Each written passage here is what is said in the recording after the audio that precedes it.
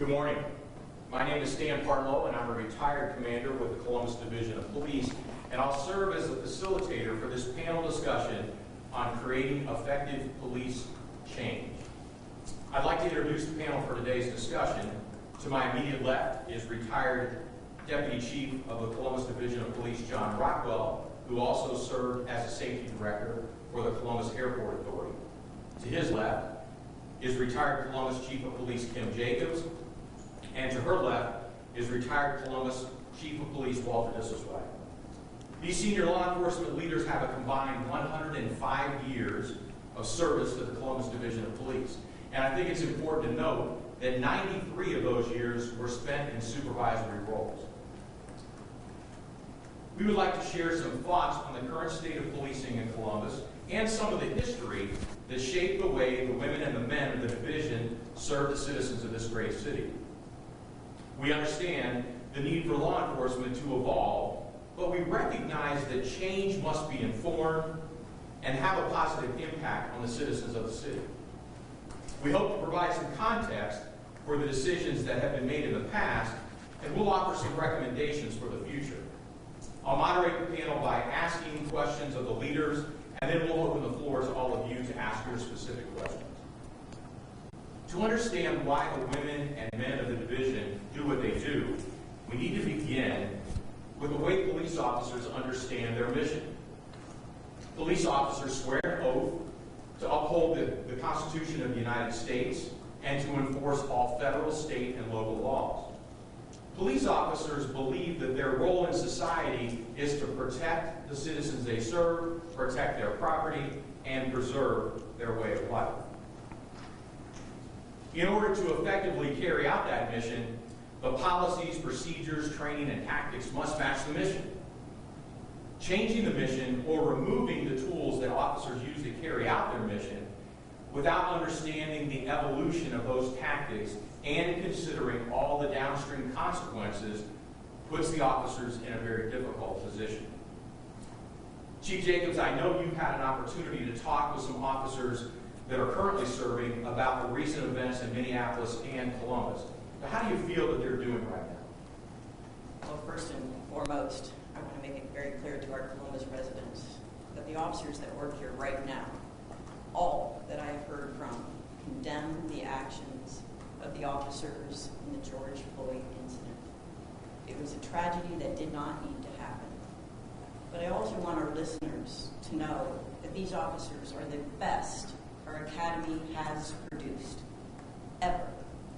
They have better training, better policies, better technology, more open-mindedness, and more compassion. They do a much larger variety of tasks than the four of us were required to do as officers on the street. And they make a difference with the community members most in need on a daily basis. They save lives, they calm tensions, and they help our neighborhoods. But these same officers have been harmed, harassed, and castigated for the actions of a few who wear a different uniform hundreds of miles away. They've been accused of being racist, including by city officials, and of being murderers. They are more than a little concerned with the lack of support and outright soliciting from the city's administrators and council members for complaints. They've heard from protesters before, but this noticeable shift from praise in the past to accusatory generalizations is dismaying to them. With that said, I can't tell you how proud of these officers that I am. They have faced riotous behavior, have been pelted with bricks, fireworks, rocks, lasers, urine, and been screamed at with all sorts of terrible things that people could say to each other. Outnumbered, they've made arrests to protect the safety of this city and its residents and risked injury in doing so. And now they face prosecution in doing so.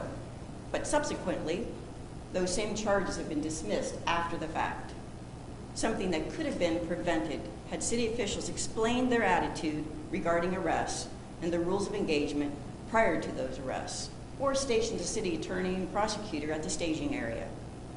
City officials failed in that regard, and then subsequently publicly solicited those complaints to be lodged after saying how disturbed they were about the situation that these officials should have been in front of. Officers use the same tools and tactics at these protests as they have in the past. So city officials can't claim that they didn't know that tear gas or chemical agents and protective gear would be used. If they didn't want these things to occur, they should have said that long ago. And yet CPD officers continue to stand there on the line and take it. The verbal attacks continue to happen because those same protesters and rioters actually do trust them. They trust them enough to say that to their face, knowing that they're not going to be struck or arrested in retaliation. These officers believe that in the oath that they took, they believe in peaceful protesting and their obligation to protect human rights and civil rights. And despite all that, they continue to answer the close to 1,800 calls a day for service. That includes domestic disputes, 100 disturbances, 20 fights a day, 17 shots fired every single day. Their determination and their dedication is one of the strongest reasons that I am here, to speak for them since they can't speak for themselves. Our city's residents need to know how these great officers feel about them, because what is being painted of them by a few is not the true representation of their character. I've heard from a good number of them, but rather than use my words, I'll share some of theirs. One officer said, "We are blamed. We stand accused for protecting. We are blamed for letting rioters loot. We are blamed for the 4 officers in Minnesota. We are called racist by our mayor while in the middle of being assaulted. You know, I'm fine with it. We can take it, and we can put that on our shoulders, all of it. We took this job to protect the city we grew up in or now call home, and no person throwing around false information, even our mayor, can make me change the passion I have for the path I chose." Another officer, "To all my Columbus police family, don't give up doing what we do best, which is protecting this great city. We are one of the best trained police departments in this nation. Don't get discouraged in this time to shine. This is our time to prove those politicians wrong. This is our time to show the community we are listening. This is an opportunity to gain the community's trust back." Another officer, this is actually the wife of an officer. "Yesterday, my husband came home from work with a black eye, broken glasses, a concussion, and 6 stitches because a protester saw some white men, my man, in uniform, and wanted to prove a point. The sad and terrified look on our 2-year-old's face when he saw Daddy's bloodied and black and blue face is burned into my brain forever. My husband is in the line of work because his whole life he's wanted to make a difference, to help people, and improve relations between law enforcement and the community. To think that someone would blindly assume that the man I married could handle someone the way Mr. Floyd was handled sickens and angers me." Another one, "I stand by change. I stand for peace. I believe in justice. I will always speak up for what's right and wrong." Another one, "I thank all the citizens of Columbus for those of you that show support for CPD and those of you that keep us on our toes. I may not like what has occurred in our city, but I damn sure don't like that another human life was taken unjustly at the hands of an officer. My son told me this past weekend, 'Mom, it's not worth it anymore.' And as I pondered that this weekend, I thought about the thousands of people I came and will come into contact, and my presence may just change a part of their lives." Those are their words, they're not mine, and I hear that every time I talk to them. It's this tenacity, heart, and introspection that has been consistently repeated among those we hear from. But there are also others and their family members who have expressed their fears, their concerns, confusion, and dismay at the things that are being said about them publicly, and the possible changes that could adversely affect their safety or their careers. But because of their character and the culture of the division, they keep working and doing their best. And they are hearing from the people they work for. No, I do not mean the city officials, but the people in their neighborhood precincts who go out of their way to tell them how much they appreciate them and need them. Thank you, Chief. There's been a lot of discussion in Columbus regarding racism within the division.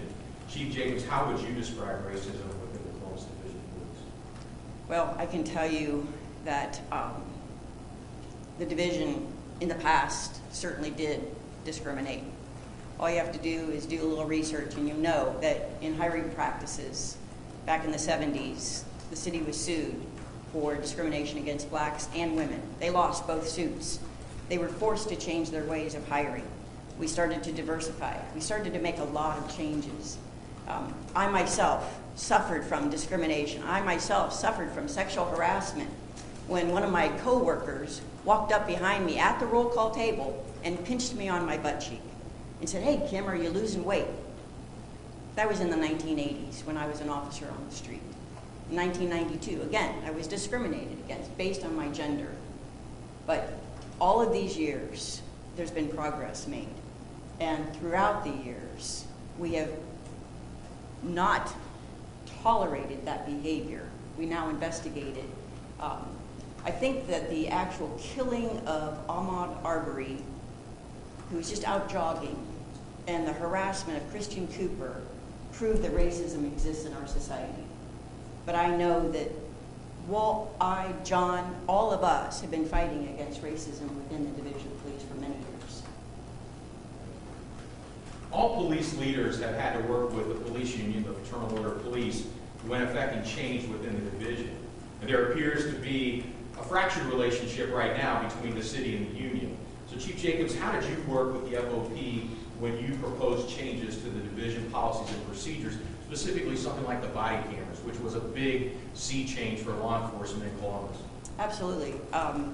Basically, if it's a wage issue, an hour issue, or terms and conditions of employment, those must be negotiated. And if they're already written down into the contract, they cannot be changed by law without bargaining.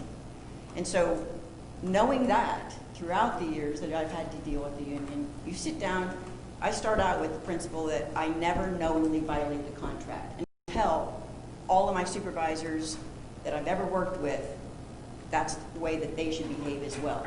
So knowing what the contract says is extremely important, and then making sure that if it's a term and condition, like wearing a camera that's going to record every single thing that you do at work, that needs to be talked to with the union and figure out how we're going to deal with the issues that will come up.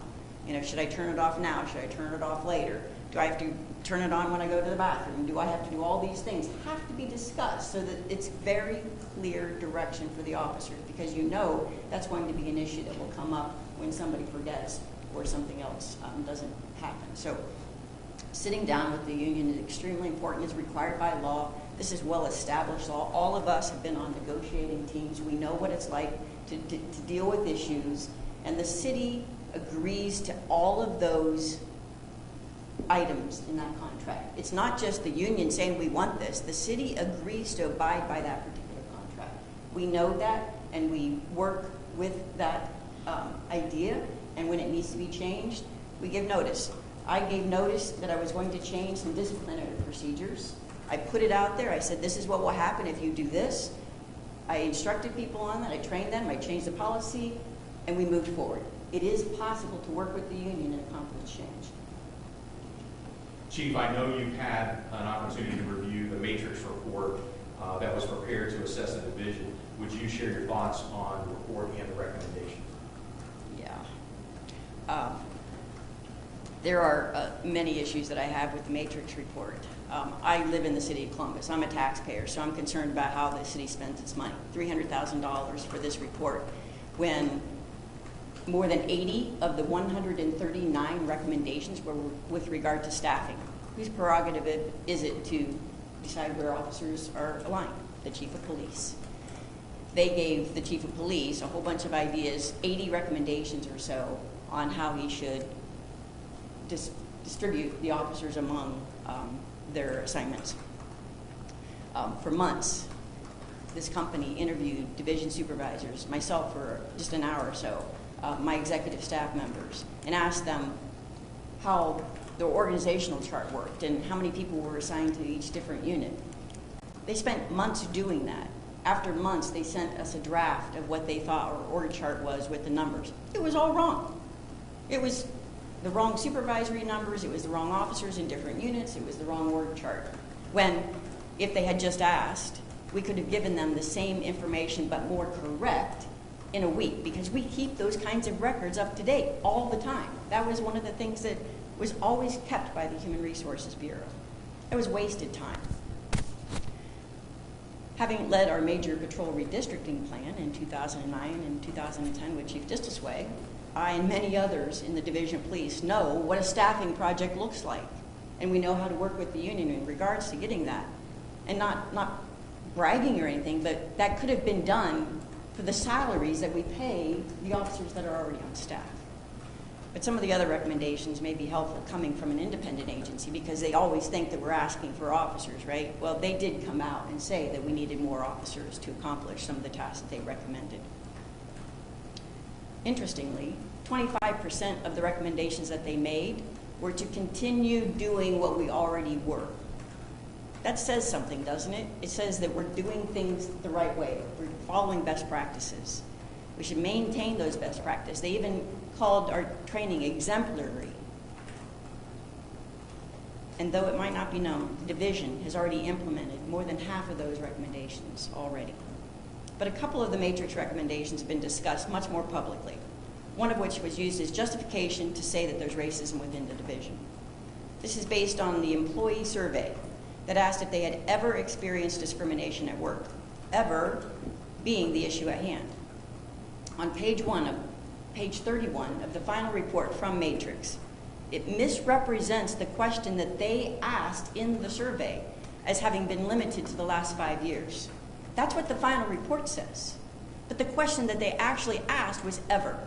And if you'll go to minute 1 hour and 31 on the September 6, 2019 video of the Columbus Safety Advisory Commission, you will see where the city attorney corrects the owner of the company and tells him the question you asked was, have you ever experienced discrimination? Even though the owner said he thought it was the last 5 years, and the final report says the last 5 years. This is a company that we paid $300,000 to. So, I've already told you about being sexually harassed and discriminated myself. That is in the past. We don't know when those officers experienced the racism or discrimination that they reported in that survey. I understand their pain. I understand, because it happened to me, that it could have happened to many others, but we don't know when. But I will say that for a very long time, CPD has changed over these years and grew more and more diverse and respectful of our coworkers. And as chiefs, if an allegation came up about racism in the Division of Police or externally, we investigated and addressed it. This same report from Matrix praises the division by saying that the CPD conducts thorough investigations on any reported bias-based policing and then releases an annual report. This is a best practice because it shows that CPD is transparent in its investigation of potential racial profiling, and it indicates to the community that these complaints are taken seriously. That's from Matrix. These compliments came about in part due to Mayor Michael Coleman's effort to reorganize internal affairs back in 2001, based on concerns raised by the DOJ in the late 1990s. So I'll address another important issue from the report. Matrix said that CPD must address the significant statistical disparity of use of force against minority residents by continuing intense training, education, monitoring, and reporting on the use of force within the division. Matrix used City of Columbus population numbers to determine proportionality. I believe that's ridiculous. That's not who we use force on. We use force on the people that we arrest. How do you explain then? How can they explain then why males got 75% of the use of force as compared to the population being 50%? You don't use the population, use the people that we've arrested. The 2018 use of force analysis report that we prepare, CPD prepares annually because, first of all, accreditation calls for it, and it helps us analyze what we're doing, and is posted online for everybody, said that in 2018, 54.8% of the people arrested in 2018 were black. Force was used against 55% of the time against blacks. Sounds very proportionate to me. Oh, and we don't just arrest people that live in the city of Columbus. So using Columbus population numbers is doubly wrong. Thank you, Chief. It's important to understand the context in which changes to policies have been made. And we know that law enforcement is an evolving discipline. And Chief Justice White, you've certainly seen a lot of changes over your career. Would you describe the evolution of the use of force over your service with the Division of Police? Well, I started the police academy in December of 1972. And the one piece of equipment that we were issued was a wooden nightstick in April of 1973 when we graduated.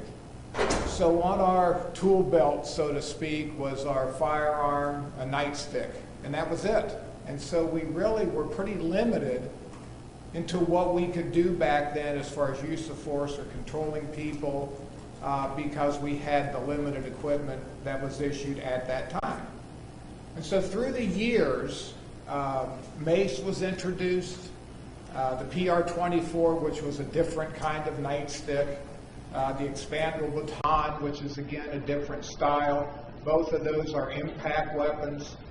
We went to the taser. So when you look at the mace and the taser, non-lethal equipment that the officers carry, and that I think is the key, the non-lethal side of that. The other part of that is that we offer training in how to de-escalate situations. We had a course called Verbal Judo on how to deal and how to de-escalate whatever the situation was. So through those years, we've developed, the industry has developed these techniques, this equipment that the officers can use in a less lethal manner.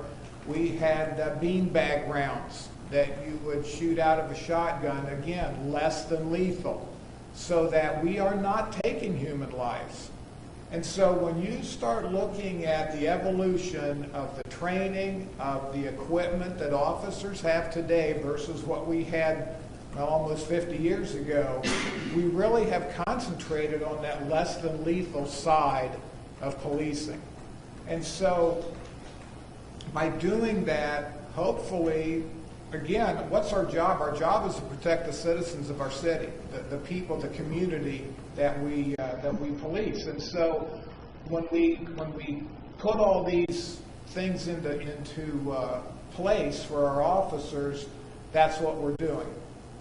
When we start looking at this defunding effort right now, they're talking about taking these tools away from our police officers. So what do? We revert back to the wooden nightstick. So I mean, we have to do some research. We have to sit down and say, why do we use the tools that we've been given? In 1993, we started the Citizens Police Academy. I know that because I was a commander and I'm the one that started it. And then Lieutenant Jacobs and Lieutenant Mary Cairns ran the Citizens Police Academy. So we've done these community-oriented programs to let the citizens know what we're all about. We also developed a crisis intervention team, and Chief Rockwell will talk about that. Again, to de-escalate these situations with, a whole variety of the citizens and the community that we deal with. So almost 50 years now, when you look back at where we started, at least where I started, and where we've come with our training, with our equipment, the whole focus in a way has been less than lethal. Chief, a follow-up question for you on that. We understand the City Council is seeking to limit or eliminate the use of chemical agents, which as you described are intermediate, less than lethal weapons, in crowd control scenarios. And the idea is to prevent the chemical agents from being used on nonviolent protesters, and I don't think any of us would disagree with that thought. But describe for us the challenges that police officers face when they're dealing with large crowds and what the alternatives might be if we eliminate the use of those agents. And again, I have to, revert back to history. I mean, we had shotguns and bayonets 50 years ago. And so we have evolved again with equipment, with training. We have CS gas, we have CN gas, we have smoke. canisters that we throw out there. We have knee knockers, which I know people talk about the knee knocker side. But every one of those is a less than lethal use of force. The other thing that I think we have to think about here is when it comes to a riot, when it comes to civil disobedience that we've had in our city all through the years, these incidents we've had downtown, although they've been sustained longer, we've had these situations in our city. We've all dealt with them, all four of us. And so one thing that I think the point here is that, you know, we give an emergency order, and we read this order several times. And in that order it says, clear the streets. And so once we've given that order, and then a period of time evolves, I don't know what the period was this time or these times. After that, you're in violation of the law. So are you an innocent bystander, peaceful protester? Absolutely not. And so at that point, you are in violation of the law, subject to arrest. But let's also think about downtown for just a minute.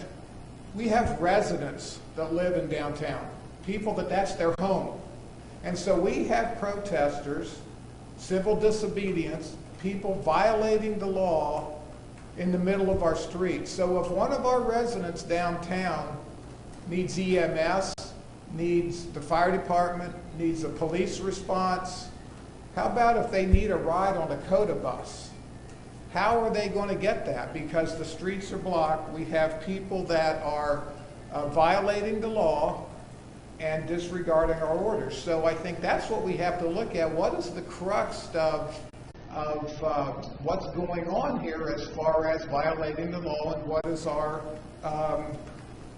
our response to that?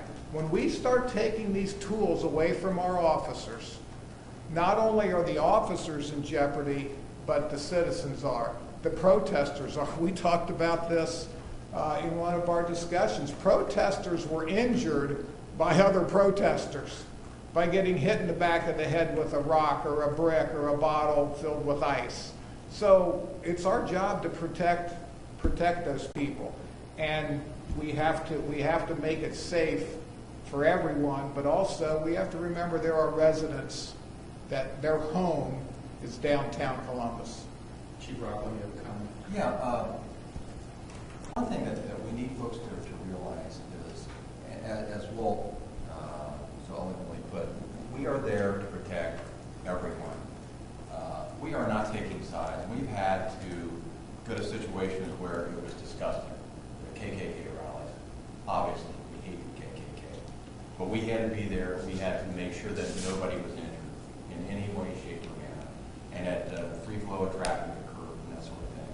These guys have had to do this for years. They've had to be down on campus and be pelted down there, and they've got that down to a science now. They've done such a great job developing, progressing over the years in how they handle these situations. How much do you even hear on campus anymore? They've done such a fantastic job down there in dealing with that sort of thing. But what we have is we have people who go down there to exercise their First Amendment rights. We are totally supportive of that. As Kim said, there's not one cop in this country that supports what happened with George Floyd. Not one. I guarantee you. But we go down there and we have people who are down there exercising their rights as they should, expressing their concern. We express the same concern. But intermingled in that crowd are people who are not there for a cause, that they're for an excuse. And they are engaging in violent activity, they're engaging in property destruction, and it's our job to not allow it to happen. And as Walt said, we do give verbal warnings. We explain to them that we are going to use chemical agents to clear that if they don't move. Because there's property destruction, there's violent activity, it's dangerous in there. And unfortunately, a lot of the people who are down there exercising the First Amendment rights don't move when that's given. And that's not just given one time. The last thing we want to do is use non-lethal force or any force against peaceful protest. It's the last thing we want to do. Unfortunately, we are outnumbered. We have a limited number of officers. We have a lot of things going on at once. If you go back to the first night, a couple of months ago, that happened downtown, there were a lot of If you listen to the 911 tapes, it's unbelievable what these officers went through and how thinly spread they were forced to the situation they were forced to be in. And they had to do what they had to do. And am I saying that every single officer down there did a perfect job? Probably not. We're probably going to find that there are individuals who could have done a better job, and that's being reviewed. That's what we do. We've done that for decades. We review what we did, we debrief, and we correct those mistakes. And we're a darn better department for doing that. And one of the things that we as executives in our training and the FBI training and all the things that we've gone through is that there's a thing called mob mentality. And you tell me who in that building down there on Broad Street knows anything about mob mentality. And we've studied it, we've looked at it, there's been studies on mob mentality.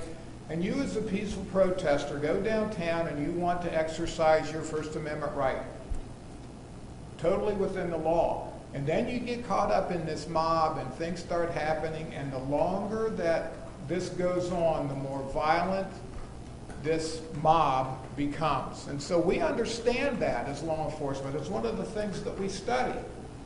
So we know more about how this crowd is going to react because we've been there, number one. We're veterans of this type of activity.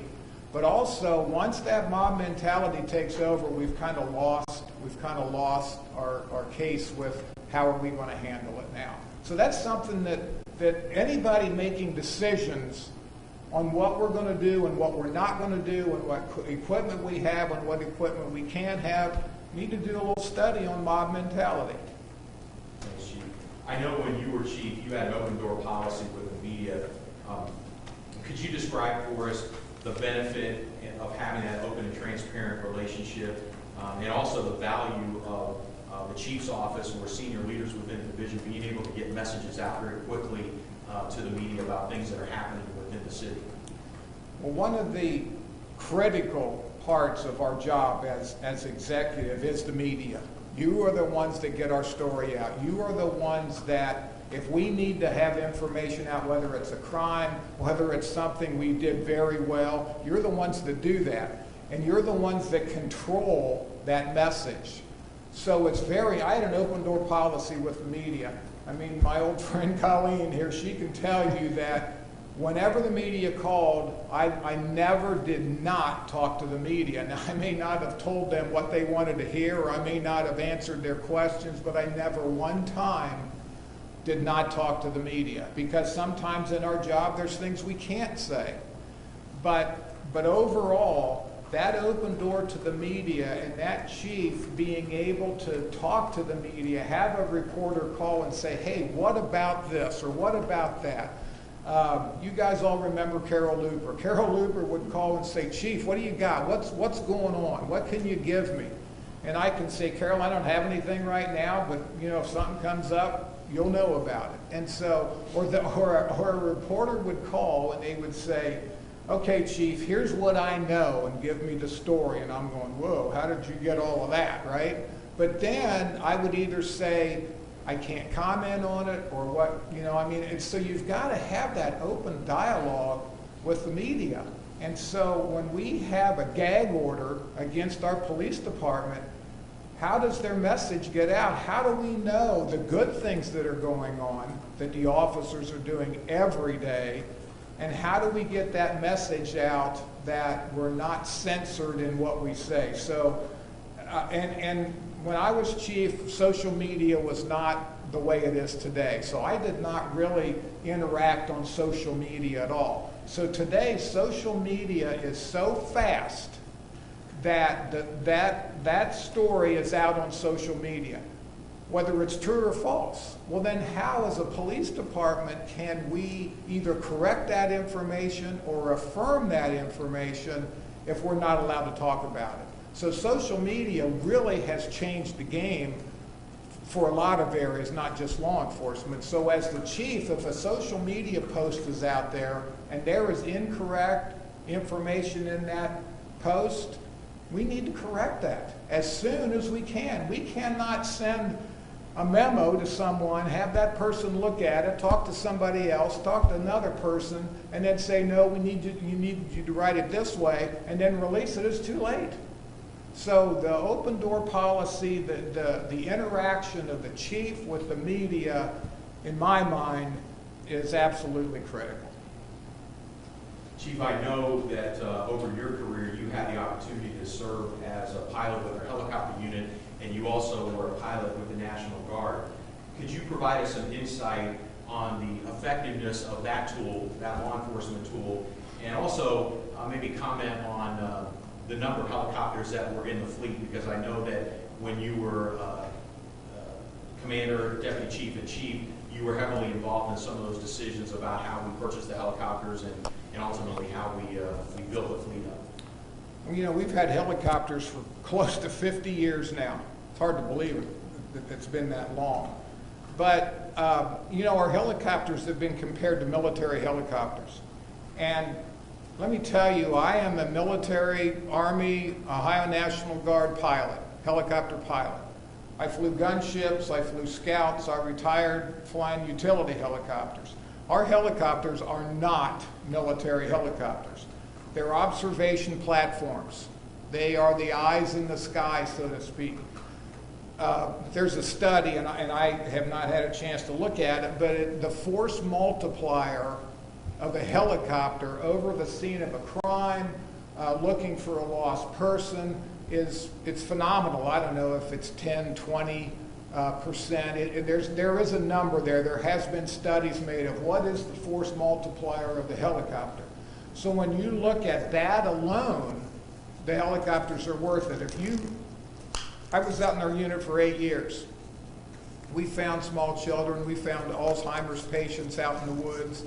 If you find one 4-year-old in the woods, did that not just pay for your helicopter unit for that year?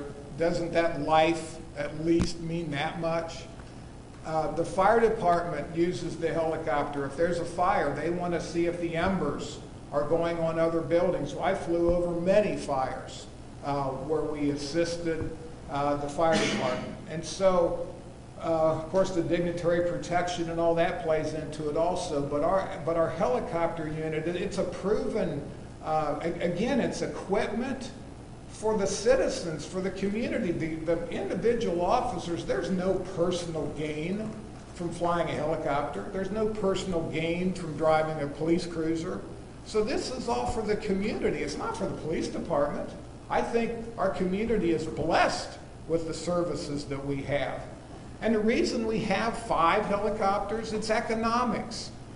And I'm not going to get into all of the variables in a helicopter. There's time life items, there's the engine, there's the rotor blades. You have to change these parts out after so many hours of flight time. There's also a trade-in value. So I was a maintenance officer for 2 or 3 years, so I know all of this. And the key to that is that you fly that helicopter, it's kind of like your car. You fly that helicopter to the ultimate number of hours, and then you trade it in because you get the most amount of money on that trade-in. And so we're flying 7 days a week, 365 days a year, minus weather, 16 hours a day, noon to 4 a.m. And so when you look at 16 hours a day, do the math, times a year, that's a lot of flight time.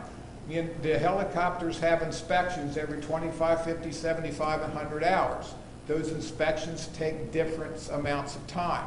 So you need 5 helicopters so that you can maintain that rotation, so that you can get that trade-in value at the end of the life for us for that helicopter to get the maximum amount of money we can get for the trade-in. All you got to do is the research. We've been doing this for almost 50 years. So we've got the data, we've got the research to show that. Thank you, Chief. Deputy Chief Rockwell, I know you had an opportunity to speak with retired Chief James Jackson, who led the division for about 19 years. Would you share some of his thoughts with us? Yeah, I pretty much expressed to the chief what we were going to discuss today, what you've heard so far, and what we're going to be discussing later. And he was basically right along with all of that. He totally agrees. And he particularly wanted me to express that there is not Division of Police does not have systemic racism. He wanted me to absolutely emphasize it. This is from a man who absolutely was subject to that for years. This is a man who was chief, I think longer probably than any other major city chief in the country. But he really wanted me to emphasize that, and he wanted to emphasize that those things, the things that we're talking about, he absolutely agrees with us. So I'm sorry he couldn't be here today, but I did want to express that for him. Thank you, Chief. We believe it's important to talk about the efforts of the division to become the most professional police agency in the country. Chief Rockwell, would you share your thoughts about the division training program, our CALIA accreditation, our helicopter unit accreditation, and finally our crime laboratory unit accreditation? Sure. It's really frustrating to me when even people who are supportive of the police, I hear the comment all the time, you know, I support the police, but you know, they really could use some more training. Or their policy, they really need to take a look at their policies. And it's like the impression is that the chief of police from CPD is sitting back and waiting for people to tell he or she how to run the department and what policies they need, how to do it. And I think people really need to realize what a fantastic department we have here in Columbus. There's very little recognition for that. And first, let's talk about the hiring process. Anyone who wants to become an officer has to go through our grueling process. They take the civil service exam. They have to score in the top bands to even be considered. And then they go through one of the most grueling processes. And I still remember from being a recruit. It was grueling. And I would never want to go through that again. But background investigation, very intensive. Nothing was left untouched. A polygraph, I'm telling you, they're in there for about 2 or 3 hours, and they are asked questions and about every aspect of their life that could have an impact on whether they're a good officer or not, potentially. And there is nothing that goes untouched. So,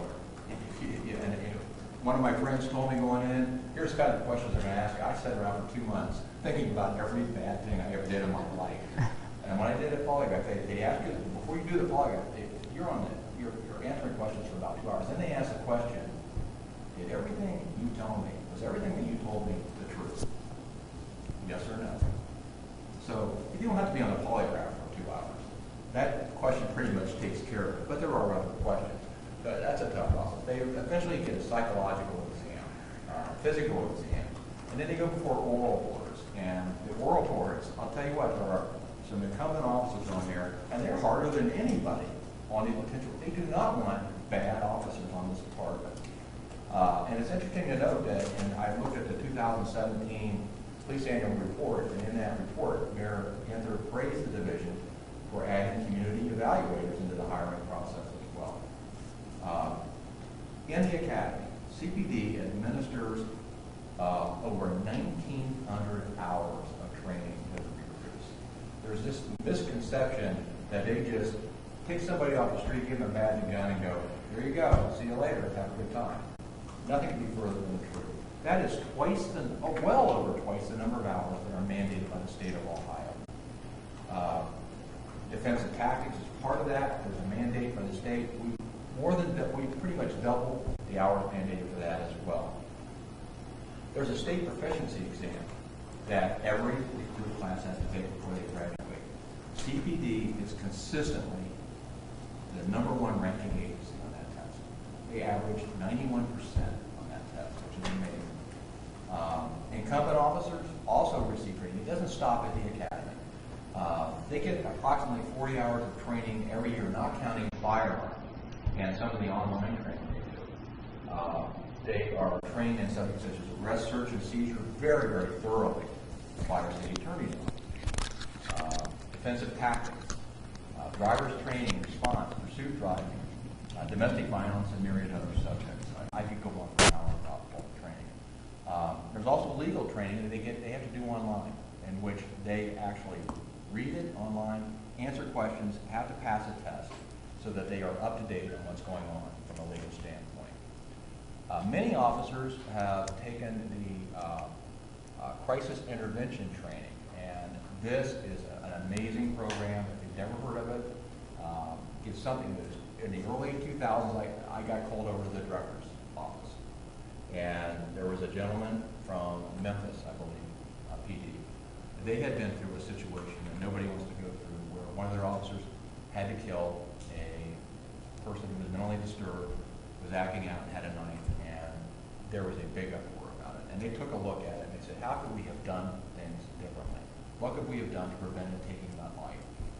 So they started this crisis intervention program. He came to us and he said, you need to take a look at this. And I was thoroughly impressed. This is intensive training. It's 40 hours of training in conjunction with NetCare, Central Health Psychiatric Hospital. Yes, and these officers go through a really rough time with this. It's really tough.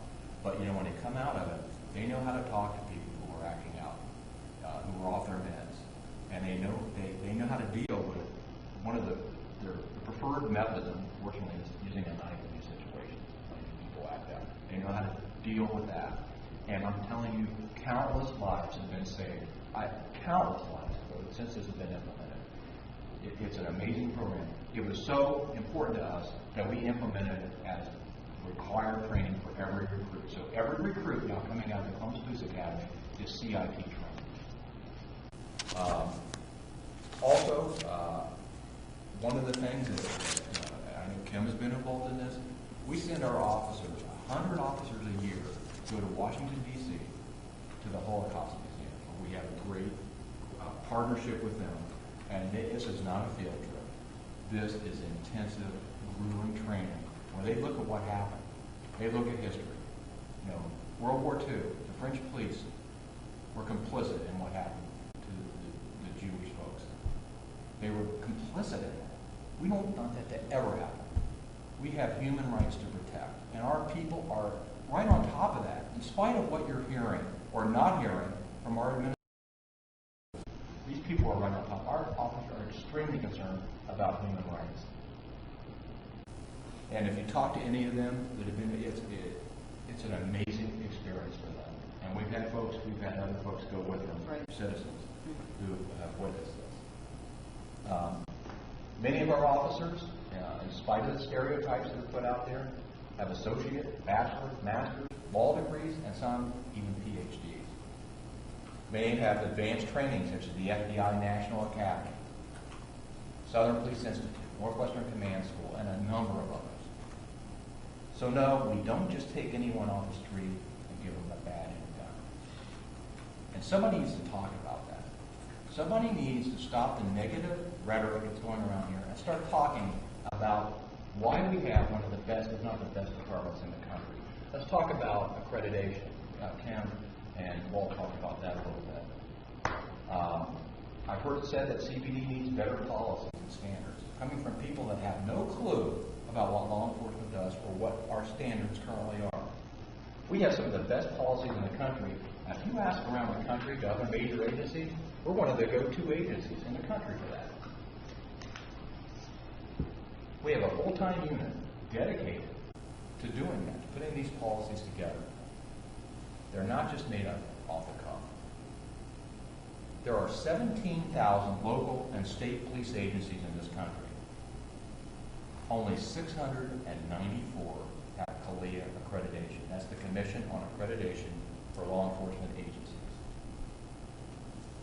Not only does CPD have that, they've had it since 1999, I believe, and they've had to redo that accreditation every 3 years. This is a tough process. It's expensive, it's time-consuming, but it's worth it. And when we first started talking about it, a lot of agencies weren't in favor of it. We went to LA and looked at your rates. He said, no, we're never.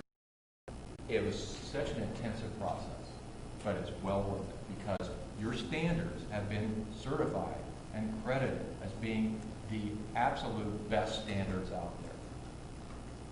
Not only are we accredited, we have the gold standard of excellence. I looked at 25 agencies that are our size that are accredited in this country. And of those 25, they're similar size to CPD, comparable, only 9 have the accreditation with excellence. That's what you have here in Columbus. Again, nobody's talking about that. even more impressive, CPD is, if not one of the only, I think the only major agency in this country that is not only accredited as a department, but as a crime lab and as a helicopter unit. This is amazing. Again, what we're talking about. The administration, council, and others act as if CPD has been floundering and is waiting for someone to tell them what to do. As I've explained, nothing can be further from the truth. Talking about, when people start dictating policy to CPD, and these people have no law enforcement experience or training, it's dangerous. It's dangerous to our citizens. It's dangerous to our officers. A couple examples. Look at the chokehold. There was a comment made that I'm going to make sure that CPD eliminates chokeholds. Well, you know what? That occurred 35 years ago. Look at the policy. The policies, by the way, are very transparent. Go to the website. They're there. We want everybody to know what our policies are. Take a look at them. They're amazing. They cover everything. If you start banning things, but when you say we're going to ban the chokehold, we're not banning that sort of thing as a last-ditch effort. If I'm down on the ground and I'm ready to take my last breath, somebody has taken my weapon away from me, they have my weapon, or they have a knife, and I fought for 10 minutes, and I'm losing that battle, I'm going to die, and if there's a brick next to me, I'm going to pick that brick up, I'm going to hit him in the head with it, if it saves my life, or if it saves somebody else's life, because that's all I have left. You can't ban that. You can't say you have to be trained on how to hit somebody with a brick, or you can never hit somebody with a brick, or you can never grab them by the throat if you're getting ready to die. So there are exceptions, and those exceptions need to remain out there. There's also talk about officers should give a warning anytime they use their weapon. Think about that. If I'm walking up to a car and somebody points a gun out and starts firing, I don't have time to say, I have to advise you, I'm going to use my firearm. These are the kind of things, believe it or not, these are the kind of things that are being discussed, and it's ridiculous. I just wanted to emphasize that when you hear these things about CPD needs more training or their policy needs to be looked at, we have been doing this for a long time. And just like with the riot control, we have gotten better and better and better to the point we are one of the finest agencies. Thank you, Chief. The high school resource officer program is being eliminated. Would you share your thoughts on the downstream effects that you see from that decision? I think that's a terrible mistake. These kids need role models. They need to see police officers as the human beings that they are. They're people who have families, and they have feelings, and they have opinions, and they're funny, and a lot of them act as coaches. There are several that are going to have to get into coaching positions now in these high schools because they're no longer involved in the schools. This is terrible.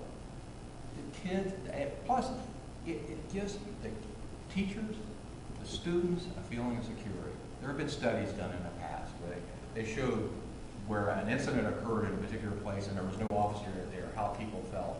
And then when they had a uniformed officer, they did the same scenario and everybody was at ease, not worrying about things. I think that's what you're losing in these schools. And you're losing the great relationships that we've established in these schools and with these kids that will last forever. Thank you, Chief. So I'd like to close this discussion with a discussion on the civilian review program that's been proposed by the administration. And I'd like each of you to comment on the concept and then offer some recommendations for successful implementation if that program is ultimately launched. So Chief Jacobs, as the most recent chief, would you provide your thoughts? Certainly. First of all, a lot of people say that we need to hold officers accountable. During my 7 years of tenure as chief, I recommended termination for 23 different police officers. Now, some civilians, arbitrators and such, gave them their jobs back, a few of them their jobs back. But the chief of police made a recommendation for termination for 23. In addition to that, another 17 personnel resigned while they were under investigation by the division for potential terminal offenses. I also recommended long suspensions for a number of people. I also found 13 personnel who had used force outside of policy. A lot of people think we've never ever done that, and that's just not true. I also found several uses of firearms outside of policy as well. One way to look at the outcome of accountability is to look at lawsuits and their outcomes. A recent news story also raised the fact that $1.7 million of taxpayer money has been used to settle use of force lawsuits since 2010. A little research shows a very different story in most other major cities. Phoenix spent $26 million in just 10 years. Milwaukee spent $21 million in just a 2-year period from 15 to 17. Boston spent $36 million in 1 year, 2015. San Diego spent $25 million, a city very comparable in size, spent $25 million over 8 years. The fact that $1.7 million was spent on use of force lawsuits in the city of Columbus shows that we do hold our officers accountable, and we have a very good reporting process and complaint process, and we don't use a lot of excessive force. So this well-accredited organization has spent $1.7 million in 10 years, while now we have all these other agencies investigating us and spending well over $1 million just to study us. So, civilian review. What you will find when you do your research is that most agencies that have civilian review do not do any harsher penalty and oftentimes less penalty than the chiefs of police in those agencies. No one hates a bad cop like a good cop, right? You hear that repeatedly from all of our law enforcement personnel. So we don't want to keep bad cops. Civilian review often results in people feeling sorry for the officer. Arbitrators, including arbitrators, often say, well, they've worked there for 25 years, let them get their job back. So, a few points.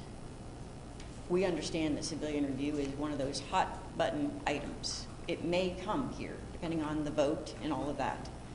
But, much as in the movie, if you have watched the movie Just Mercy, Walter McMillan was unjustly accused, put on death row based on the color of his skin. Because he was black, they thought he was going to be guilty. We can't treat cops the same way based on the fact that they wear a uniform. We can't be biased against cops. If you're going to have civilian review, you have to have a board that doesn't bring a bias into that particular board. We believe that they also have to have some law enforcement training in the sense that they have to understand how officers' use of force is judged, and that's by the United States Supreme Court direction in Granby Con. An officer's use of force is judged based on what a reasonable officer would do in the situation, not a civilian. So where we do training all the time and ask civilians in our ABCs of policing and various other community engagements, we ask them, what would you do in this situation? Some of them say, well, I would tell them to put their hands up and in the meantime get shot. Or they would start shooting long before officers would because they know how to de-escalate things. So you must understand how officers are to be judged when they have uses of force.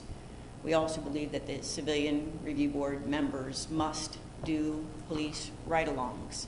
You learn so much about what it's like to be behind the steering wheel and being sent on calls for service, many times unknown calls. There's more than 100 calls a day that come in as an unknown type of call. They don't know what they're getting into. So we truly believe that a civilian review board, if it's implemented, must come into it with a lack of bias against police officers and must spend some time being trained so that they understand how that is. But I don't want the chief of police to lose the ability to make a recommendation of termination. And just so you also understand, the chief of police does not hire anyone and does not fire anyone. That's done by a civilian, a person appointed by the mayor of the city, the safety director. They're the appointing authority, and they're also the only person that can fire a police officer. Thanks, Chief. Chief Rockwell, how about your thoughts on the civilian review program?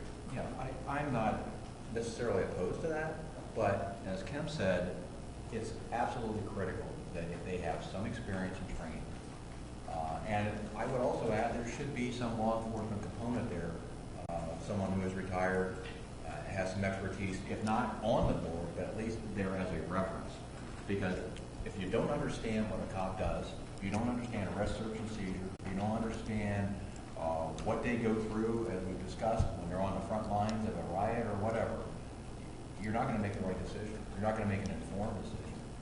Someone had mentioned, when we were talking about this, that we wouldn't send an officer to a fire scene and then start telling the fire personnel what equipment to use and how to put out the fire.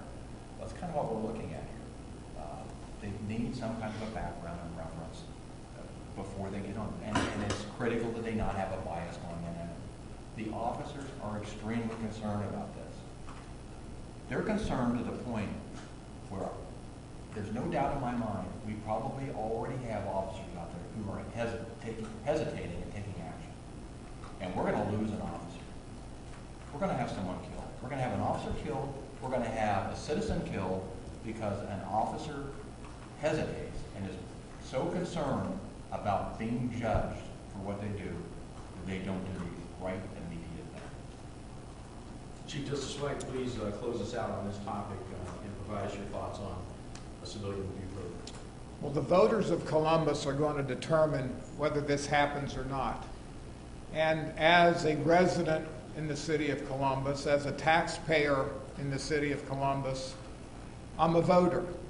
But here's my question as to this Civilian Review Board and also this IG position. The latest news out of City Hall is that the details on this board and this IG will be worked out after November.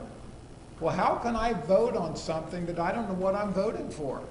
And so, as a taxpayer, as a citizen, as a voter, I need to be informed on what I'm voting for. So, what's the mission and goals of this board? What's the authority of the board? How are they appointed? What's their term of office? Kind of members, what numbers of members are they going to have? Are their meetings open to the public? What's the makeup of the board? Is there going to be like an attorney? Is there going to be a human resource person? Is there a minority? Is there a retired law enforcement? Is there a citizen? Can a board member be removed for whatever actions? What are the qualifications and the job descriptions of the IG, number one, but also these board members? And so as you've already heard, what training do they have? They should be mandated to go to the Citizens Police Academy. They should do a ride-along, in my mind, every quarter.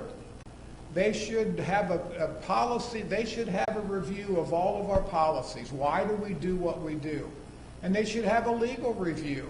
A Graham versus Connor, that's the Bible of use of force in our country. It's been that way since Graham versus Connor. And it's amazing. You read Graham versus Connor and you read our use of force directive, our directive mirrors what the Supreme Court of this United States says as a law enforcement officer, this is what you will do.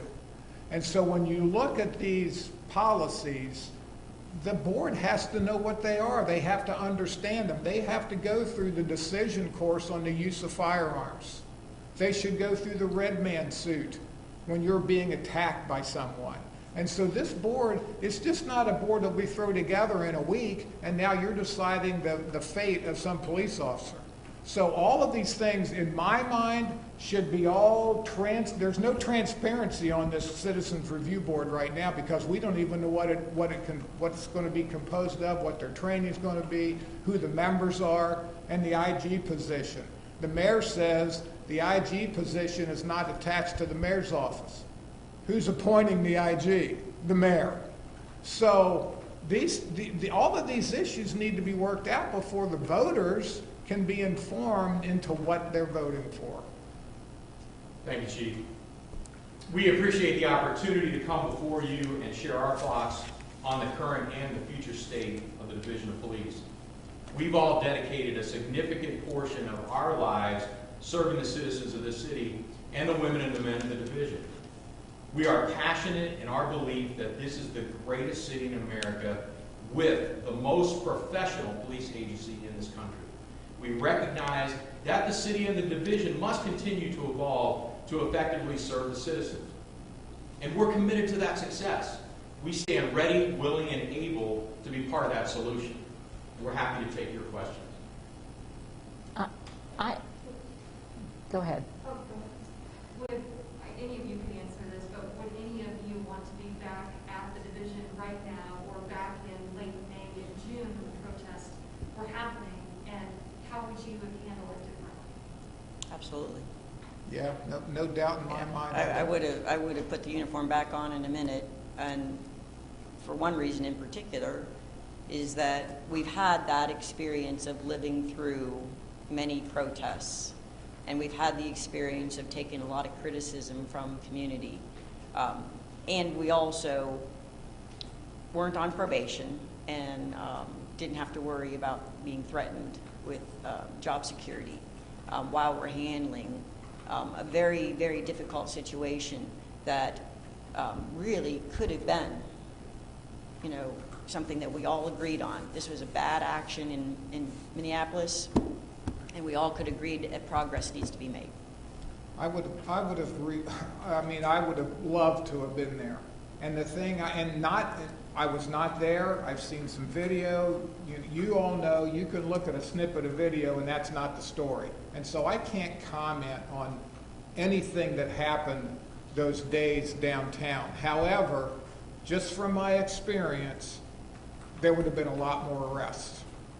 Because, again, that mob mentality, you've got to put a stop to this. I mean, you drive downtown. Have you driven downtown? You see what downtown looks like with all the buildings boarded up? What is this? Is this a war zone? This is our city. And so, in my mind, again, I was not there. I can't comment on all of the actions that took place, but there would have been a lot more people going to jail. Yeah, you have all mentioned negative rhetoric from the administration. You talked about the building on Broad Street. We seem to be dancing around an issue here. How much is your presence here today, tied to your feelings about Mayor Ginther? Well, let me start by saying that, what's interesting, if you've listened to how we talk, we say our, we say we say us when we're talking about the division of police, right? Because we've put a significant amount of our lives into that organization. And so when you become a member of and I would tell the recruits, I would hold the badge up and I would say, we don't give this badge to you, you earn it. And so we've all earned that badge, but we've also progressed through the division. So, and a comment was made about our family. The police department is our family. I don't care if you've been retired 50 years. The police department is our family, and we are seeing now, I don't know why that line has been drawn in the sand between the administration, the FOP, and the police department. And that line has got to be taken out. We've got to sit down and talk about these issues. And the other part of it is we have people making comments and they don't know what they're talking about. We've got council members talking about the number of helicopters we have. You know what you ought to be talking about? How many shootings did we have last night and what are we doing about it? The other part of that is instead of taking equipment away, we need to be adding equipment and we need to be adding officers. So that line's got to disappear and we've got to sit down at the table and this is our city. We've got to figure out why these things are happening and take some action. And you know what? Police arrest people. You know, you need to go out to the academy. And I picked it out because I helped with the building of the academy. But Abraham Lincoln, and I can't think of the quote right now, but Abraham Lincoln said, you can judge someone's character when you give them power. Okay, so when I tell the recruits, I said, as a law enforcement officer, you have the power to deny someone their rights, their freedom. And you've got to do that following the Constitution and all the laws and ordinances that we subscribe to. So therefore, with that power comes a lot of responsibility. But on the other side of that, you've got to understand what cops do. And we're getting a lot of comments made about the helicopter and about track vehicles. We don't have any track vehicles. So what is it that we really have? What do our policies really say? And as Chief Jacobs talked about, our stats, look at our stats. And so I don't know what's going on downtown, but it's got to stop. Well, one of the things that I think is extremely important is that the police don't make the laws. They just enforce what's on the books. If you don't want things to be enforced, you take them off the books. If you don't want people to go, then tell the cops not, because they shouldn't be chasing anybody down the alley if the biggest thing that's going to happen is the officer gets in trouble when the person resists arrest. They don't run down an alley unless they're trying to resist their arrest. So if they don't want the laws to be enforced, if they don't want people to stay in jail, then tell the officers, because they'd be more than glad to not have that wrestling match with somebody that they might have to use force on and now potentially be prosecuted. So it's not really just one person in City Hall. It's a failure of leadership to actually trust what's going on with the police, that they actually know what they're doing. We've been doing it for a long time. They know what we've been doing, how we've been doing it, and they've never said don't do that until everybody's saying it. Until it's more politically correct to criticize the police than it is to criticize the criminal behavior that's going on. We're used to mayors and others that support officers defending their lives righteously. But now we're not even getting that. We're saying we're getting, solicitations of complaints against officers and not trusting the officers to do the right thing. I just believe there's a failure of leadership, a failure of trust in the police leadership. And if they're going to change the rules midstream, then tell the police. The police will take direction. I mean, we only want to police our community as it wants to be policed. And we've been led to believe that all of this was okay up until the last few months. And now all of a sudden the elected officials are saying, oh no, we're going to change everything. So it's not a surprise the way we've been doing things, but they need to at least say what laws they want to be enforced. And if they don't want them to be enforced, don't risk officers' lives when they're doing that. I was a safety chair for years. On council. How many negative things did you ever hear him say about the Columbus Division of Police? I don't remember any. Why all of a sudden are CPD officers bad? What happened? George Floyd? Was that their fault? Why are they being punished? Why are they being judged? And why are they not getting due process now? Do we not want to continue to recruit the best officers out there? Who wants to be an officer now with this going on in this city? Do you know how low the morale is in this city right now for the officers? Do you know how many of them are looking at early retirement or saying, my family doesn't want me to do this anymore, or my family's getting threats, or my kids are getting threats from their friends, or they're complaining about my dad being a police officer, they can limit tears. There's one person who's responsible for this. And you know what? We can work as a team. It doesn't have to be like this. This mayor has an opportunity to not just come down unilaterally with directions, but to act as a partner with this police department. This is something that's not going on across the country. If you look at the major cities, they're all in turmoil right now. He has an opportunity to set the standard, to hit a home run. And we're not here to slam the mayor or the council or anything. We're here to say, you've got a great department. Take advantage of it. Seek out their experience and their knowledge of what we ought to be doing. And if you need change, let's talk about it intelligently. Don't just ram it down their throat without thinking about what the repercussions are going to be. So yeah, I feel real strong about that. I think at one time, Mayor Ginther was a great safety chair. We got along great. I just don't know what has happened. What has happened other than what took place in another part of the country to bring us to this? What are we doing to our city, and what are we doing to our department? I was chief when we had the Summer of Violence, if some of you remember. And One of the, we had, I don't know, I don't remember now because it's been a few years, but we had 2 or 3, I think, police-involved shootings. People with guns, and it was the summer of violence that was how it was kind of labeled in the media. And I gave press conferences, and Mayor Coleman came out and said, if you point a gun at a police officer, you're going to get shot. And that was his statement. And Director Brown, Mitchell Brown, who now is the safety chair in City Council, do you think, I mean, Mayor Coleman, what, 20 years as mayor?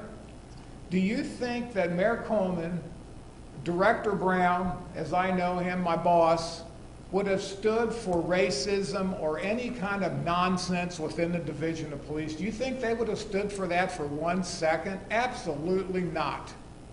But here's the other part of it that I think is very interesting. When I was chief, I was only chief for 3 years. I talked to Director Brown probably every day. I probably talked to the mayor twice a week. I mean, I had his cell number, he had my cell number. I would call Director Brown and say, this is what we've got going. And I would say, do you want me to call the mayor or do you want to call him? Sometimes Director Brown would say, I'll take care of it. Other times he would say, you got the info, you call him. That's the kind of communication that went on between the chief of police, his direct supervisor, the director, and the mayor. And so we, like I said, at least twice a week, I was in Mayor Coleman's home for meetings. And so that's the kind of dialogue we've got to get going here between our elected official, our civilian oversight, and our chief of police. We've got to come together. I mean, there was not much that we disagreed on. They were my boss, and I did what they told me to. But when we would sit down and discuss things, we would come to a consensus. And I'll tell you, for 3 years, I thought we had a pretty good thing going. Mayor Coleman backed us up tremendously on the redistricting that Kim lost probably days and weeks and months of sleep over. So that's the kind of communication. And I'll tell you, the other part of that is you've got to bring the FOP into this. They represent our officers. And I'll tell you, they've done a great job. Now, we've all had disagreements with the FOP, but they represent our officers, and ultimately, that's what we care about also. But as Chief Rockwell was talking about, you know, if that officer, if that violent criminal is running down an alley and the officer goes, man, you know, I'm just not going to chase that person. Who's the loser here? It's the community. It's the community when that kind of thing happens. I'm wondering what you guys think about the mayor soliciting alleged abuse against police officers and protesters, and then the city hiring an outside law firm in a no-bid contract to investigate those complaints instead of having internal affairs investigate those. Well, part of it is that we have a system in place for complaints. Chief Jacobs, as a commander, like she mentioned earlier, we totally reorganized internal affairs when I was the deputy chief at that time. She took internal affairs. We had 30 sergeants, I think. Yeah. I mean, it was an amazing transformation that took place with internal affairs. The process is there. Now, to allow, and here's my understanding, I don't know if it's true or not, but I heard half or more of the complaints that came into that line were against the mayor. I don't know that to be fact. That's the rumor that's out there. So now we've taken a different body. They are taking these complaints from anyone, which we would do. We take anonymous complaints. And then they're shifting it over to an organization, which is fine, but in an unbid contract. Again, as a taxpayer, why is my money, the whole process for the city is to get the best deal, right? 3 bids. Why are we just unilaterally, boom, here it is where I made this decision and I'm spending, I don't know how many hundreds of thousands of city taxpayer dollars, my money, on this kind of event? It's nuts. So part of the reorganization that happened in 2001 under Michael Coleman was that we wanted a single point of contact for people to make complaints against police officers. so that we could keep a track record of everything that came in. And we kept it all in a database. It's a public record. We compiled all that information. We knew how many complaints there were. We knew how many investigators we had. We could assign them out to different investigators. If you don't call the police about a complaint against the police, how can the chief of police fix a problem if they don't know about it? So if complaints are diverted away, those people are going to be handled differently than the people that have chosen to go the path that the division, the safety director, and the mayor have always said to use, the route through the complaint system of internal affairs.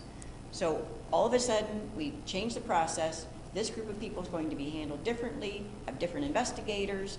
The officers don't know what they're supposed to do. They have rights under the contract with regard to being interviewed. And again, potentially unilaterally changing the terms and conditions of the contract that wasn't discussed with the union. So there are a lot of issues with singling out particular incidents and saying we're going to treat them differently.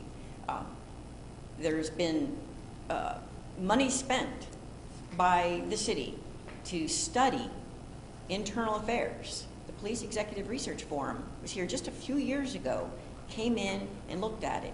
If you'll do an online search as far as best practices of internal affairs, they had a Justice Department committee look at best practices for internal affairs. And because each agency is different, because they have different processes and contracts and all that, there is no one standard.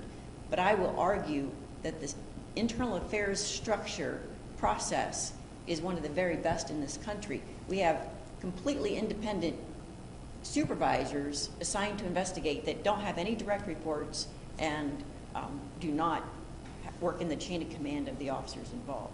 So it's very unclear to me why they've chosen to treat these particular complainers differently, because now we don't have access to who's complaining about the police. We're not conducting that investigation, so some people will be treated one way and some people will be treated a thing that Mayor Coleman and the DOJ both complained about when the city was sued back by the DOJ in the late 1990s. And Chief Jacobs really hit a major point here about the public records. Right now, as a citizen, I can go down and ask for a public record for complaints or you name it. Well, where are these records? Are they part of the public records process? And if they're not, then why not? And then how do I, as a citizen, make a request to get these records? All of these records now, they're at some third-party entity. Well, first of all, how are they securing those documents? And the other part of that is, if I want to see, as the media, if you want to see who filed what complaint when on what officer, how do you go about doing that?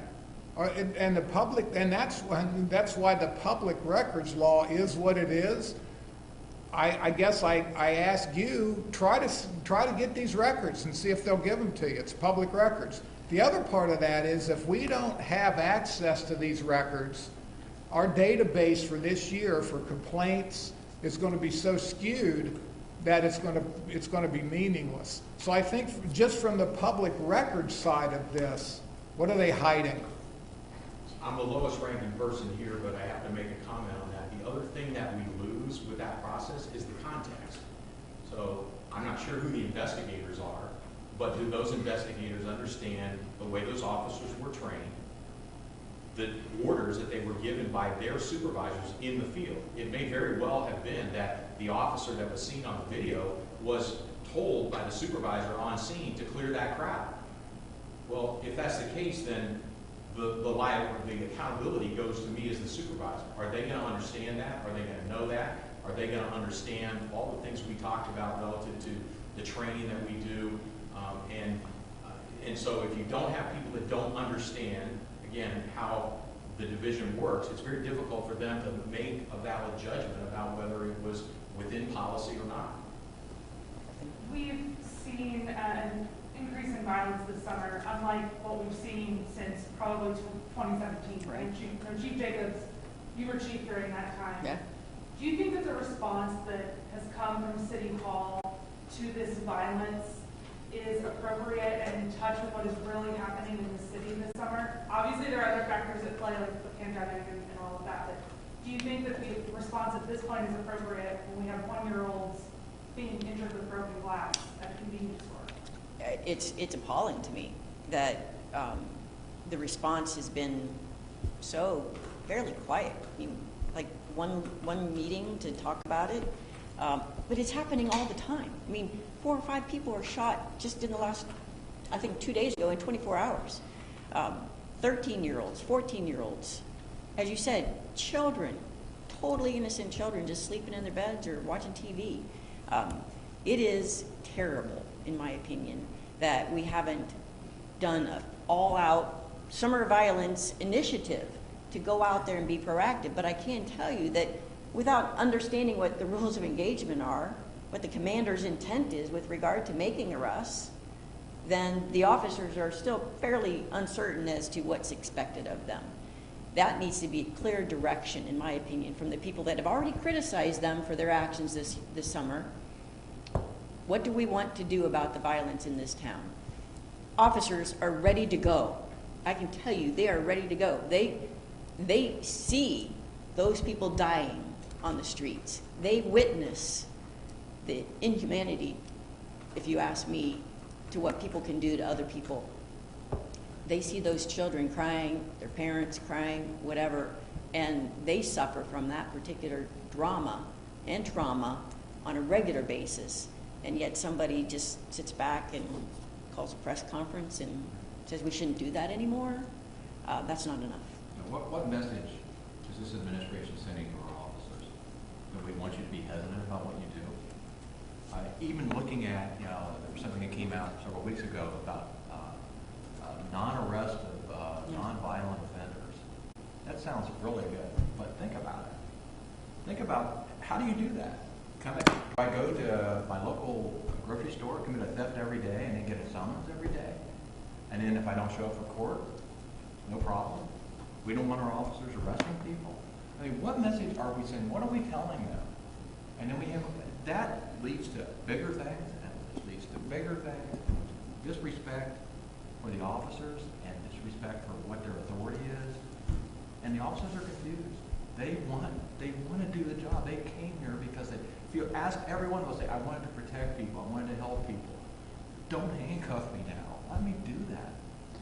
My question and your question should be, where's the Director of Public Safety? This is the civilian oversight of the Division of Police.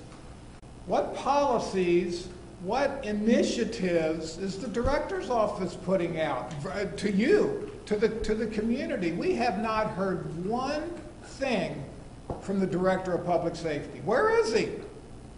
What's he doing? Does he read paper? So, I mean, when you're talking about leadership here, from the chief's perspective, Director Brown was my immediate boss. I took my marching orders from him and the mayor, but Director Brown had specific things he wanted to see accomplished. He had things that he didn't want to see, and we communicated that back and forth. But where's the director? I mean, it's a department head in the city government of the city of Columbus, and the guy is mute on all of these activities. Where is he? I'm wondering, you're all talking about changes that you think should be made. You have all been in very powerful leadership positions and would have resented someone looking over your shoulder. How do you think Chief Quinlan should take this, or do you believe you are speaking for him today? I don't necessarily say that we're speaking for him. He is in such a different position than we were in, that Chief Jacobs and I were in. He's got a gag order. There's no communication. Decisions are made without his input. And so, I mean, you have to talk to him. The problem is you can't. And so, I tell you, and you know, the other thing is, let me ask the community this: in your job, whatever that is, when you go to bed at night, do you just fall asleep and everything's fine? Well, I can tell you, the people on this panel right here, there was not a night when I was chief, probably deputy chief and commander, but more as chief, that when I went to bed at night, I prayed that we did not have a police officer killed or seriously injured, and that nothing major would happen in our city. Now, what other profession does that? If I got 3 or 4 hours of sleep at night, it was a great night. So, but there's no leadership right now. That's what I think we would all agree on. And I would say that I'm not speaking for Tom Quinlan. I'm speaking because the officers that are out there need to know that we support them. They need to be brave. They always are. But they really need to be brave facing all of these different challenges. But officers have adapted, been flexible, they've changed. They're willing to do that. They're just confused right now, and they're feeling quite unsupported by the city administration. And so I'm just here for them. I mean, they need to know that there's a lot of support in this community. They're hearing it actually from the people in their neighborhoods. You know, I went to a substation to talk to officers in an inner city substation. I had 14 officers there, and they told me that the people go out of their way in that inner city precinct to say, we need you. We don't understand what's going on downtown. We don't understand these protests. We need you in our neighborhood. We want you to be here. We like you. That's what needs to be heard by the citizens of Columbus and our officers in CPD. I think Chief Jacobs makes a great point that police officers throughout their history have always had someone looking over their shoulder. It's the nature of the beast, whether it's the legal system, whether it's the civilian review at the administration level, whether it's the public. I had the pleasure and the honor of serving with my father. My father started in 1961. He told me stories about a day when there was no Miranda warning. There was no Terry versus Ohio, which is the stop and frisk rule. There was no Tennessee versus Garner, which is the fleeing felon rule, where literally in the city of Columbus, if you broke into a pop machine at a gas station, stole some quarters, ran from the police officer, you might get shot. And he shared with me that when all of those laws changed over the early part of his career, the old timers, the people that got hired in the 40s, threw their arms up and said, we can't be police officers anymore. We'll never be able to figure this out. Well, guess what? They have figured it out, and they continue to figure it out, and they will always figure it out, because that's what they do. The body camera situation, people like us, not Chief Jacobs because she was there, but people like me said, oh my gosh, how will police officers do their job? And guess what? They're doing it phenomenally. And in most cases, those body cameras have exonerated the actions of the officers and shown that they're doing the right thing. So, Colleen, we've always had someone leaning over our shoulder, telling us what we needed to do, but the issue, and I think Chief Jacobs did a great job saying it, they need direction. What is it that we're supposed to do, or they're supposed to do? And once they achieve that direction, they'll figure out a way to make it work. How does the drug seizure process, using the funds, how does that work? And did you ever get resistance in getting those requests approved? All of us have. One of the things that we discussed was the evolution of our weapons. All of us were issued a baton when we went into the academy. And then as the years went by, we continued to have these incidents involving people with, mental health crisis, right? And we all took somebody to net care for treatment. And sometimes had to fight those people to get them, there. So one of our sergeants back in the early 2000s said, we need to have a better way. Can we use a taser? Well, Chief Jackson looked at that and said, that sounds like a good idea. I know I got tased in executive staff. I'm not sure if everybody else here got tased in executive staff to try it out, to see what that was going to be like. And we implemented that. But guess what? There was resistance from city council because somebody thought that it would be treated, used the wrong way. Yes. And so Chief Jackson had to use seizure funds to buy one of the best, less lethal weapons that officers have had in the last 20 years. That has reduced the use of force. When all of us came on, one of the standard ways of subduing someone was using either baton or a metal flashlight up against somebody's head, splitting their head open, and taking them to the hospital to get stitches. That was the standard use of force. Last year, we had 0 strikes with a weapon. Since we've gotten the taser in 2004, use of force with a weapon has gone dramatically down. But somebody on city council didn't like it, so we had to use seizure funds. Seizure funds are a result of our officers investigating big-time drug dealers and confiscating their property. What happened just recently, y'all know about the doctor that was running a pill mill. His estate was seized before his death, and the division's part of that was close to $8 million. That's the biggest lump sum that the division has ever had. Usually it's $500,000 here, maybe several $100,000 there, whatever it might be. That was a huge factor. We anticipated that was going to come. When I was chief, Mitch Brown and I have gone around and around and around about this. I believe that the 300 accidents that officers are involved in every single year are a result of the fact that we don't have driver's training for just regular everyday training. We do driver's training for pit and for high-speed stuff, but I wanted to build a track. Well, if you give us $1 million in seizure funds, then we might put it on the capital improvements thing. So it's a negotiation. Unfortunately, the funds can't be expended without City Council's approval. But there are laws with regard to how they can be spent. And it cannot be used to supplement something that we're already doing. So there's some very intricate laws. I know that Walt probably knows them even better than I do. But yes, we've had pressure throughout the years from city administrators on how they want to use the seizure funds that the chief of police actually has the discretion to use.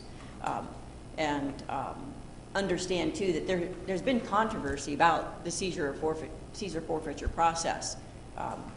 However, I do agree that if we didn't have those funds, officers wouldn't have new desks. They wouldn't have new filing cabinets. We wouldn't have been able to repair headquarters without some of that. There are many different things that seizure funds are used for that the city budget will not ever approve.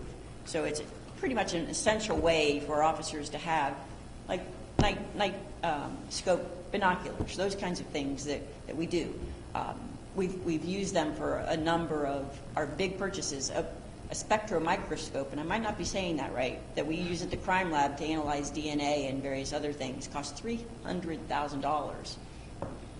Out of that particular, every year, there are expenditures for the maintenance contracts with software companies.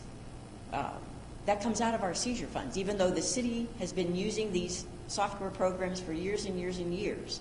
But they require us to use seizure funds because, well, we've always done it that way. And at one point in time, I said, I want to stop using seizure funds to purchase tasers. And lots of resistance on that because, well, we've always used seizure funds, so let's keep on doing it that way. It's something that officers must have available to them. It saves lives. It's been proven to save lives. And yet they want to tell the chief of police what they should be spending those funds for. There's two funds. There's a state fund and a federal fund. And the laws are, I mean, you really have to be an attorney to understand what they are. But I guess the bottom line here is that what we spend, well, some of the things that we spend our seizure funds on, the equipment that we've done we've paid for training out of seizure funds. But the equipment, the contracts, the IT, the gas chromatographs that Kim was talking about for our crime lab, who benefits from all of that? The community. I mean, like I said earlier, the police officers, our crime lab technicians, one thing we haven't really talked about much is our civilians. If it wasn't for our civilians in a division, we wouldn't be able to operate. But when we spend this money, it's the citizens, it's the community that benefits. Again, a crime lab person does not get any personal reward because we bought a gas chromatograph.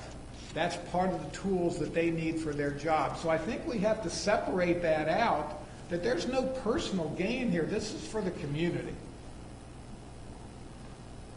You all wanted to speak up for a reason. As you referenced, there's a line in the sand here between the division, between your biggest concern, that line, that fan doesn't disappear soon? Well, it's going to get wider, and who loses in that process? Again, this is our city. This is where we live. And so as this division becomes wider and wider and wider, again, who loses? The community loses. The taxpayers lose. And so we've all been on the street. Every one of us here has worked the street, and different. I've worked the street as an officer, a sergeant, a lieutenant, and a commander, and a deputy chief. You don't really work the street. So this has got to come together here. So it's the community that's going to lose. If we do not have, one of the things that I wrote down here was reform. Okay, we're not against reform, but to ensure that, number one, it's sustainable. Are we going to make these changes and a year from now it's all gone? It's got to be sustainable, and it's got to have a meaningful impact on our community. So that's why we need to sit down and talk about these changes, talk about this reform, so it meets that criteria. I always say that if an officer feels good about the support that they receive and the leadership that they receive, they will do their absolute best work. And if officers are feeling, put upon, their morale is low, they're being pelted, they don't know what direction they're supposed to do, they don't know what laws they're supposed to enforce, there is confusion. And so we know the citizens will suffer. We know that more people will get shot. We know that things won't get as quickly investigated. Defunding, moving people around, all of that will harm, we believe, has the potential to harm community members and to not heal the pain that some people in our community do. I taught a class. I created the class and I taught a class after Ferguson. It was 3 hours. I taught it to more than 500 members in the Division of Police about why black people fear the police and why we should use de-escalation whenever we have the opportunity. It was even featured on PBS NewsHour nationally. Officers want a good relationship with their community members, all community members. We have a very diverse community, and they enjoy being with them. We have diversity and inclusion officers that go to community meetings. There's so much community engagement, it's ridiculous. They're reading to kids, they're doing all sorts of things. They want that relationship, and yet now we can't be in the schools, now we can't be doing this, now we can't be doing that. That doesn't heal the wounds that were raised by the George Floyd incident. The community needs to be able to trust these officers, and yet people are trying to interfere with that trust. Nobody in Columbus did what happened in Minneapolis. So allow people that are being divisive to make that healing that is so necessary, in my opinion, that understanding. We had great dialogues going on in the community. We'd go out, we went to Diversity Ohio, we went to Boys and Girls Clubs, we went to a lot of different places. OSU students, sat down with them, had dinner with them, and really got to know them. I've had meetings where people talk publicly to the group that they're in and say, yeah, the police are racist, they're doing this, they do that, they want to hurt people. But then they come up to me afterwards privately and say, but the officers that I have seen, they were wonderful. They came to our house because we were having a family dispute. They treated us great. And then, I've seen an officer directing traffic. So the people that they've seen, the actual officers that they've seen have done a great job, but the ones that they've heard about in the news or, online or in social media are terrible. That's not going to get healed by the divisiveness that's going on. So we really need to make sure that officers know that they're supported and that their community members know that they can trust these officers, because that's not being said. We believe that reform is not the right word for this conversation. The connotation of the word reform means that there are massive problems that need to be fixed. I think we've demonstrated in the conversation today that we all agree that the division needs to continue to evolve. It needs to keep pace with what's going on out there. It needs to keep pace with the sentiment of the community because, again, the power that the division has comes from the people. But saying that it needs reform that's not the right word. It needs to change. It needs to continue to evolve. But I think reform automatically sets up the division side in a defensive posture. because you're basically telling someone that everything you've done and everything you believe in is wrong.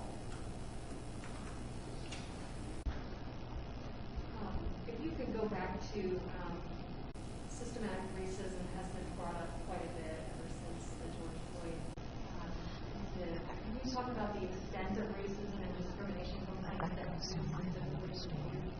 Sure. Since the reorganization of internal affairs in 2001, one of the things that Mayor Coleman agreed to do for the DOJ to lead the town was that we were going to track bias-based complaints. And so every year since, we've kept a separate list of complaints that allege discrimination or bias or something along those lines. CALIA accreditation requires us to do training on bias policing. I believe it was once every 3 years that they required it. It's now 1 year, every year. Some kind of training is going on with regard to that.